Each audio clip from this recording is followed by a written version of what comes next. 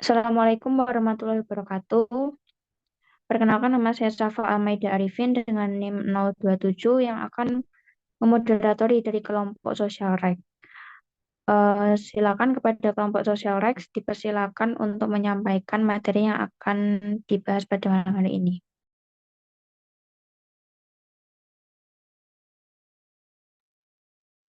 Perkenalkan, nama saya Farah Ramadanti dengan NIM 008. Hari ini kelompok kami akan membahas tema hak atas air bersih bagi warga perspektif Kopenhan Hak Ekosop atau yang biasa dikenal dengan KEHSB. Bagaimana pengaturan mengenai hak atas air bersih dalam Kopenhan Ekosop dan komentar umum terkait.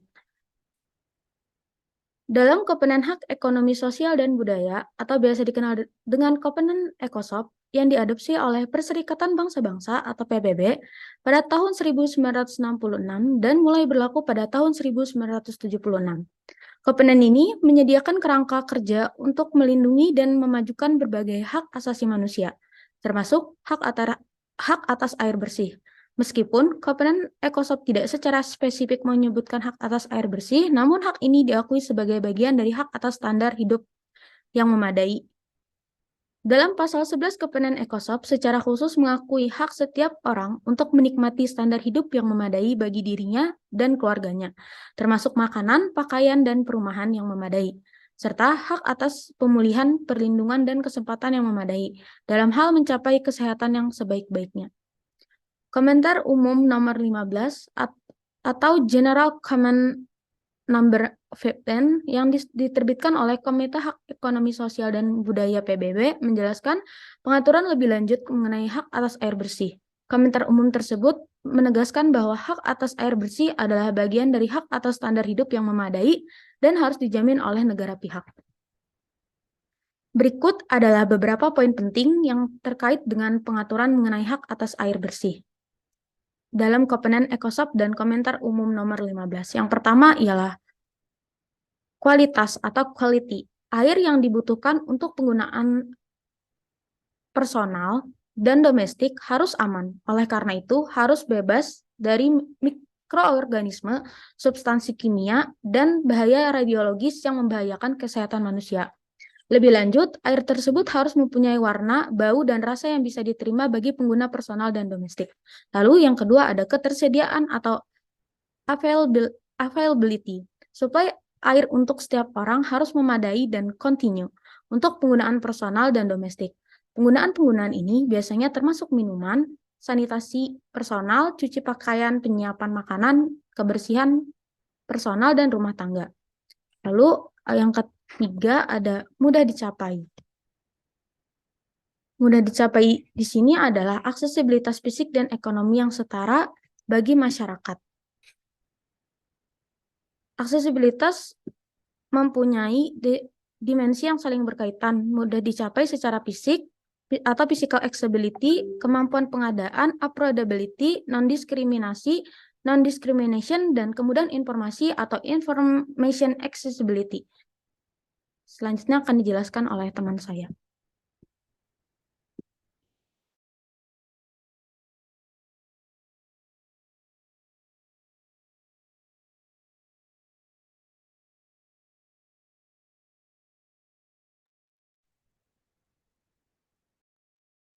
Baik, untuk pembicara selanjutnya dipersilakan.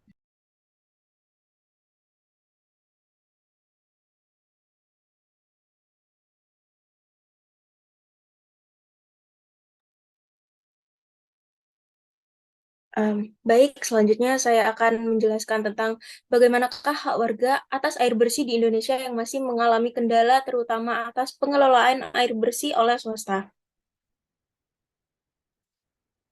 Di dalam Undang-Undang Dasar 1945 tidak secara tegas dan eksplisit menjelaskan mengenai HAM atas air bersih dan sehat, hanya secara implisit dan tersirat di dalam suatu pasal yakni pasal 28H ayat 1 yang berbunyi, setiap orang berhak hidup sejahtera lahir dan batin, bertempat tinggal dan mendapatkan lingkungan hidup yang baik dan sehat, serta berhak memperoleh pelayanan kesehatan.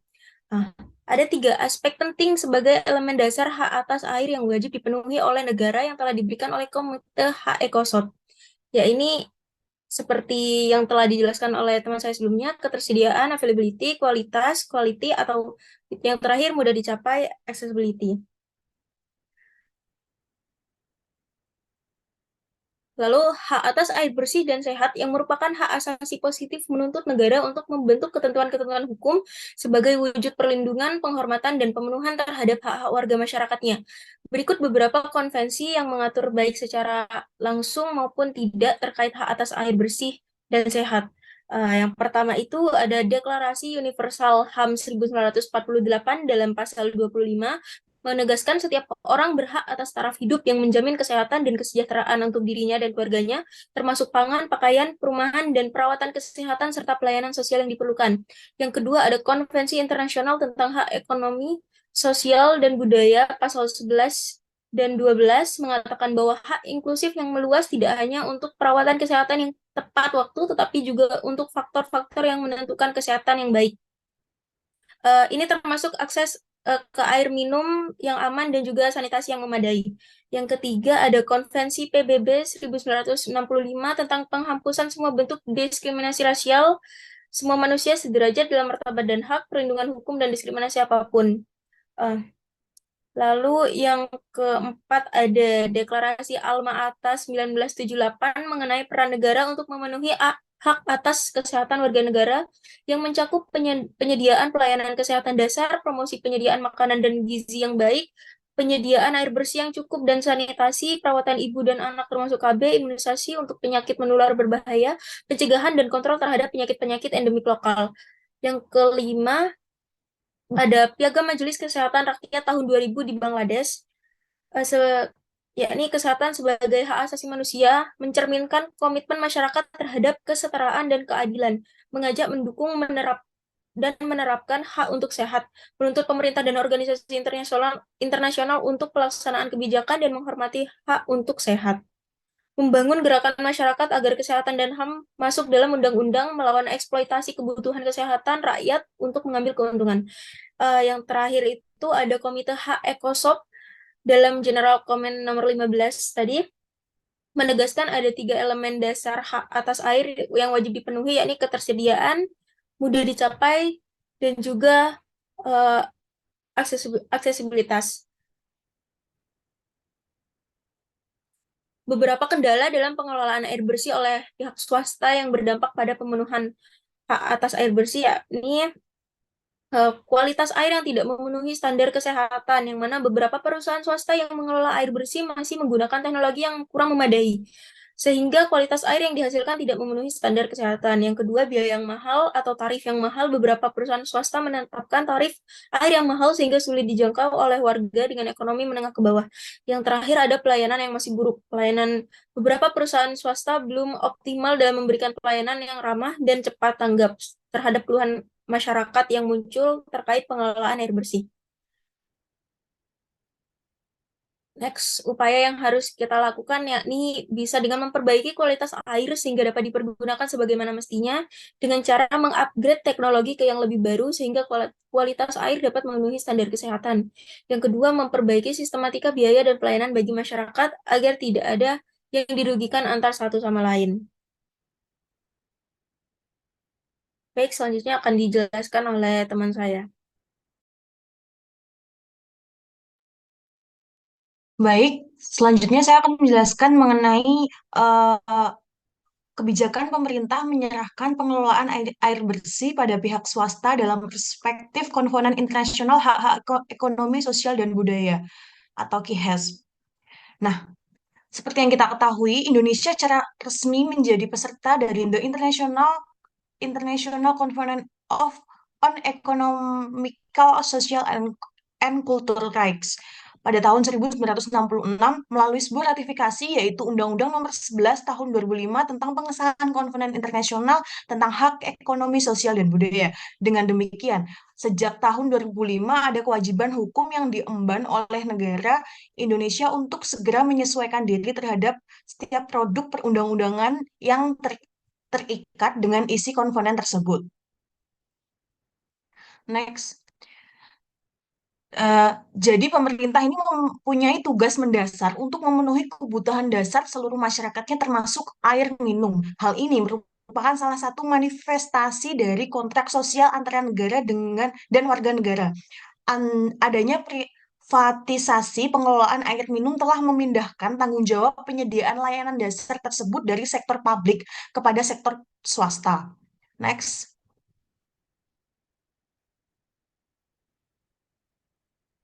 Nah, dijelaskan eh, dijelaskan pada pasal 33 ayat 3 Undang-Undang Dasar Negara Kesatuan Republik Indonesia tahun 1945, yaitu yang berbunyi bumi, air, dan kekayaan alam yang terkandung di dalamnya dikuasai oleh negara dan dipergunakan untuk sebesar-besarnya kemakmuran rakyat.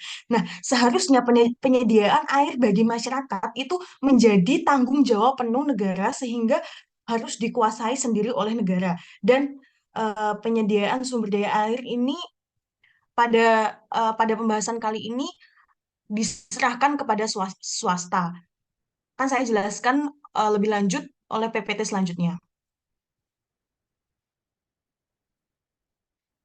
Namun, di dalam Undang-Undang Nomor 7 Tahun 2004 tentang sumber daya air, penyelenggaraan oleh swasta dapat dilakukan jika pada daerah tersebut belum adanya BUMN atau BUMD yang menyelenggarakan layanan pemenuhan kebutuhan air bagi masyarakatnya. Dengan aturan tersebut, jelas bahwa Undang-Undang Nomor 7 Tahun 2004 membuka kesempatan bagi keterlibatan sektor swasta atau privatisasi dalam penyediaan air bagi masyarakat. Next. Nah, masuk dalam inti pembahasan ini yaitu bagaimana perspektif uh, KIHEPS dalam permasalahan ini, yaitu di dalam perspektif KIHEPS itu ada 4 unsur yang mana memperbolehkan bahwa pihak swasta ini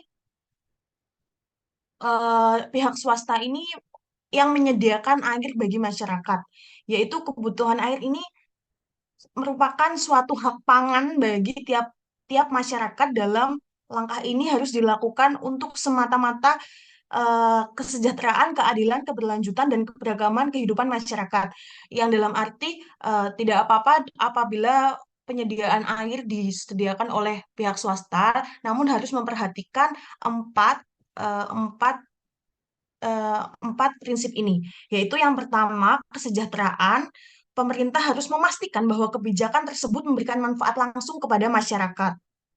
Hal ini berarti memastikan bahwa akses terhadap air bersih tetap terjangkau dan tersedia untuk semua orang, terutama mereka yang kurang mampu secara finansial. Jika pengelolaan swasta dapat meningkatkan aksesibilitas, kehandalan, dan kualitas air bersih, itu dapat mendukung kesejahteraan masyarakat. Yang kedua, prinsip keadilan. Pemerintah harus memastikan bahwa penyerahan pengelolaan air bersih kepada pihak swasta tidak mengabaikan hak-hak masyarakat dan memperburuk kesenjangan sosial. Kemudian yang ketiga, keberlanjutan. Pengelolaan air bersih ini oleh pihak swasta harus memperhatikan aspek keberlanjutan jangka panjang. Ini mencakup pemeliharaan dan pengembangan infrastruktur yang memadai. Dan yang terakhir, keberagaman. Dalam penyerahan pengelolaan air bersih kepada pihak swasta, pemerintah harus memastikan adanya keberagaman pemangku kepentingan yang terlibat. Mungkin cukup itu yang dapat saya sampaikan, akan dilanjutkan oleh teman rekan saya. Baik, selanjutnya nama saya Baik Nur Haliza Salsabila, NIM 026. Di sini saya akan menjelaskan mengenai upaya pemerintah dalam menjamin hak air bersih kepada warga. Next. Hak atas air. Hak atas air sendiri merupakan hak setiap individu memperoleh air bersih untuk memenuhi kebutuhan hidupnya sehari-hari. Setiap individu berhak mendapatkan air dalam jumlah yang cukup, kualitas yang aman, jarak dekat dengan sumber air, dan harga yang terjangkau. Untuk memenuhi tanggung jawab itu, negara dalam menjamin pemenuhan rakyat atas air bersih dan akses terhadap air bersih, pemerintah pusat melalui pemerintah daerah menyerahkan pengelolaan air bersih kepada badan usaha milik daerah. Dalam hal ini melibatkan perusahaan daerah air minum atau PDAM. PDAM merupakan salah satu unit usaha milik daerah yang memberikan jasa, pelayanan, dan menyelenggarakan kemanfaatan di bidang air bersih, yang dimana aktivitas PDAM ini antara lain mengumpulkan, mengelola, dan menjernihkan sampai mendistribusikan air kepada masyarakat atau pelanggan. Next. Kemudian pemenuhan kebutuhan akan air bersih merupakan hak dasar dan hak sosial ekonomi masyarakat yang harus disediakan oleh pemerintah pusat dan pemerintah daerah. Seperti yang saya sebutkan di atas, salah satunya upayanya yaitu adanya PDAM. Selain itu, dalam pengelolaan air bersih, terdapat juga pula pengelolaan SDA yang dianggap sangat penting di dalam pemerintahan negara, karena air merupakan salah satu SDA yang sangat penting bagi kehidupan manusia. Berdasarkan asas tanggung jawab negara, negara akan menjamin pemanfaatan SDA yang nantinya akan memberikan manfaat yang sebesar-besarnya bagi kesejahteraan rakyat. Dengan demikian dapat dikatakan bahwa kedudukan asas tanggung jawab negara sebagai dasar pelaksanaan perlindungan dan pengelolaan lingkungan hidup mengandung arti sebagai berikut. Yang pertama, negara menjamin pemanfaatan sumber daya air yang akan memberikan manfaat sebesar-besarnya bagi kesejahteraan dan mutu hidup rakyat, baik generasi masa kini maupun generasi masa sekarang. Yang kedua, negara menjamin hak warga negara atas air yang bersih dan sehat. Yang ketiga, negara mencegah dilakukannya kegiatan pemanfaatan sumber daya air yang nantinya akan menimbulkan pencemaran. Yang keempat, negara mengawasi perusahaan atau masyarakat perorangan yang membuang limbah ke sungai. Sebagai haknya dalam HAM, maka ketersediaan, kemudahan mendapatkan, serta kuantitas air tersebut merupakan bagian dari HAM. Selanjutnya, next. Baik, sebagai salah satu negara yang telah meratifikasi Konvenan Ekonomi Sosial, Budaya, dan yang menyetujui resolusi Perserikatan Bangsa-Bangsa tentang hak atas air, pemerintah Indonesia memiliki kewajiban untuk mengambil langkah-langkah yang dapat memastikan bahwa setiap warga negara Indonesia dapat memiliki akses terhadap air bersih. Yang dimana kewajiban negara dalam pemenuhan hak atas air ini adalah yang pertama, untuk menjamin akses pada jumlah air yang minimal, yang memadai dan aman bagi penggunaan personal dan domestik untuk mencegah penyakit. Yang kedua, untuk menjamin bahwa hak atas akses kepada air dan fasilitas dan layanan pengairan tidak diskriminatif, terutama untuk kelompok yang kurang beruntung atau termarginalisasi. Yang ketiga, untuk menjamin akses fisik kepada fasilitas dan layanan pengairan yang memberikan air yang memadai, yang aman, dan juga rutin. Yang keempat, untuk menjamin bahwa keamanan personal tidak terganggu ketika melakukan akses fisik kepada air, untuk menjamin distribusi yang adil dari semua fasilitas dan layanan pengairan. Dan yang kelima, untuk menetapkan dan mengimplementasikan suatu strategi pengairan nasional dan suatu rencana aksi yang ditujukan bagi seluruh populasi. Strategi dan rencana aksi tersebut harus direncanakan dengan baik dan ditinjau secara periodik dengan landasan proses yang partisipasif dan juga transparan. Next, selanjutnya.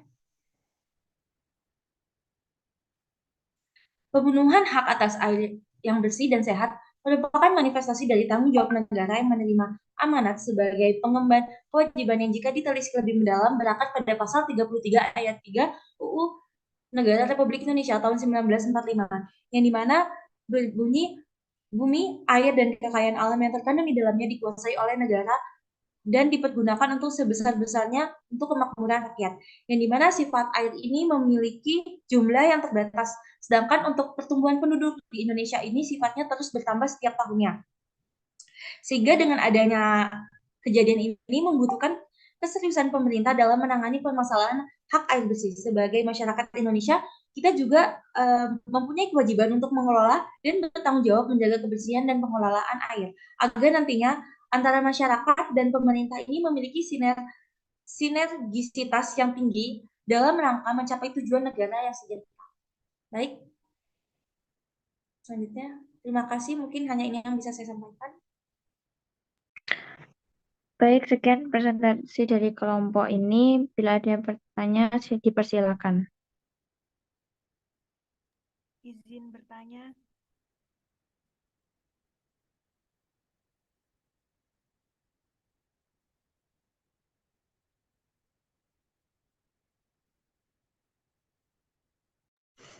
Ya, silakan. Izin bertanya. Saya Fadila Fitri dengan NIM 013 ingin bertanya, apa yang dapat dilakukan untuk memastikan perlindungan hak atas air EcoSob? Terima kasih. Baik, pertanyaan akan ditampung terlebih dahulu. Silakan untuk penanya selanjutnya. Silakan. Izin bertanya moderator. eh, bukannya penyediaan air bersih bagi masyarakat merupakan tanggung jawab negara. Lalu bagaimana peran negara apabila tupoksi tersebut diserahkan atau diambil alih oleh pihak wisata?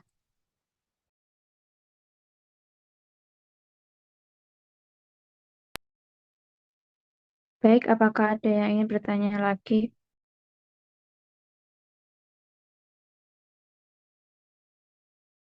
Baik, moderator izin menjawab. Tapi Oh ya, untuk pertanyaan yang pertama, apakah bisa diulangi ya? Pertanyaannya soalnya tadi kurang kedengeran. Oh iya, sebentar.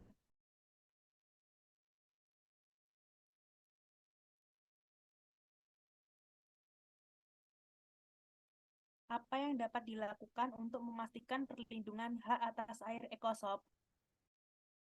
Oke, baik.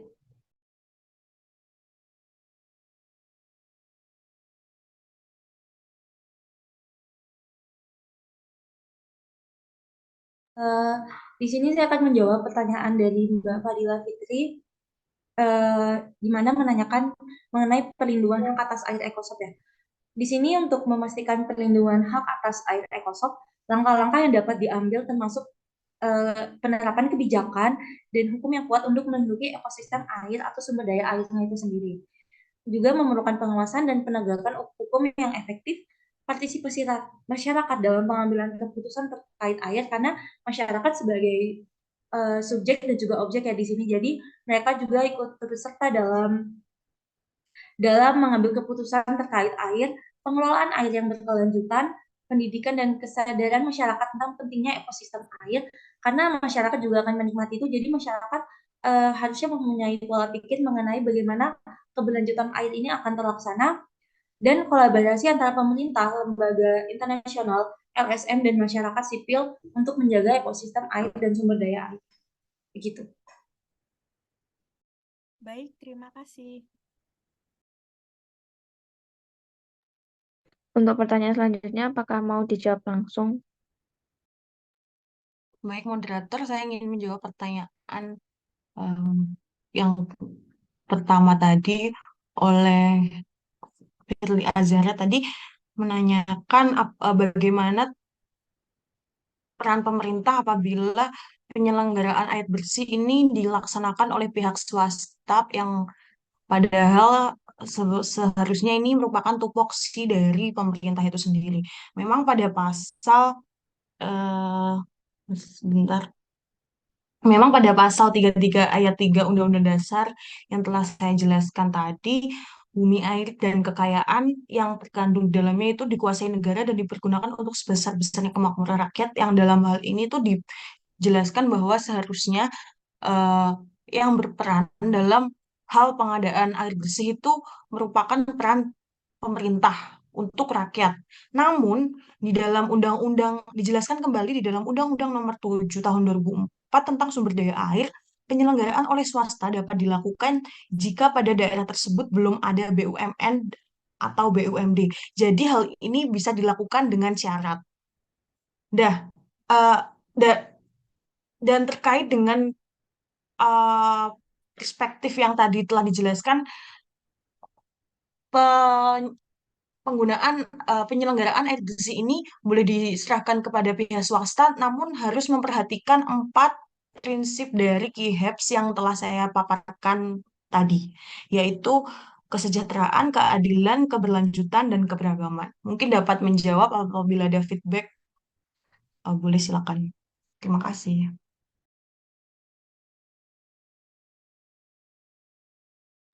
Bagaimana penanya, apakah ada feedback? Tidak ada moderator. Cukup. Baik, untuk penanya selanjutnya dipersilakan. Izin menanyakan moderator. Iya, silakan. Baik. Eh, di sini bagaimana hak atas air ekosop itu berhubungan dengan hak-hak asasi manusia lainnya? Gitu. Terima kasih. Baik, silakan dijawab untuk pertanyaan selanjutnya.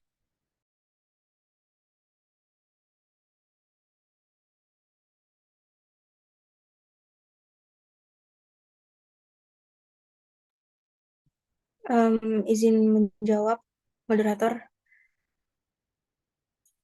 Ketika kita membahas hak asasi manusia itu penting bahwa diakui bahwa sebentar, bahwa air itu adalah sumber kehidupan yang penting bagi manusia dan ekosistem secara keseluruhan. Eh, Air sendiri itu sangat penting untuk memenuhi hak asasi manusia dasar seperti hak kehidupan, kesehatan, makanan, sanitasi, dan budaya. Oleh karena itu, kita dapat memastikan akses yang adil dan berkelanjutan terhadap air. Nah, dalam konteks ini, hak atas ekosistem berkaitan erat dengan hak asasi manusia lainnya, seperti hak atas kehidupan, hak atas kesehatan, hak atas pangan, sanitasi, budaya. Dengan demikian, dengan kita menjaga hak asasi manusia yang berkaitan dengan air, seperti akses yang adil, kualitas yang baik, dan keberlanjutan ekosistem, merupakan bagian integral dalam melindungi hak-hak asasi manusia secara keseluruhan. Mungkin begitu bisa diterima oleh penanya. Ya, baik. Terima kasih. Apakah ada yang ingin ditanyakan lagi?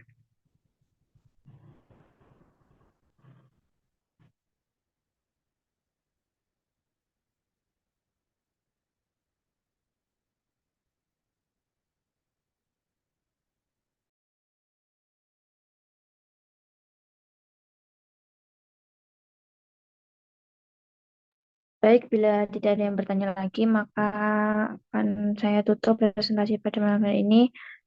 Sekian dari saya dan kelompok yang sudah berpresentasi. Wassalamualaikum warahmatullahi wabarakatuh.